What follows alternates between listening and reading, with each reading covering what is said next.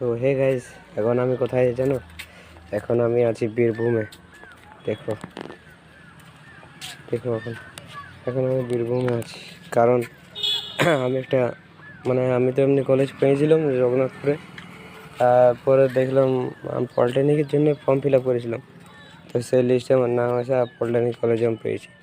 তো কলেজটি বীরভূমে, কলেজটা ওইদিকে আছে। এখন কলেজটা ওইদিকে আছে। তো আমি এখানে মেসে থাকছি, এখন মেসে থাকবো 3 বছর এখন এখানেই। তারপরে 3 বছর পর তো ঘর যাবোই। আর এখন বলতে গেলাম যে একটা কথা, এখন আমি এই কদিন ভালো করে ভিডিও দিতে পারছি না।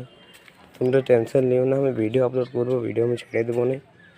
আর ভিডিও ডেলি যেমন আসতো ডেলি আসবে, যেমন মিলি ব্লগ বানাতাম অমনি আসবে।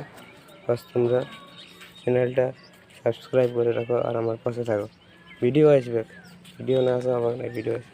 ঠিক আছে, চলো বাই।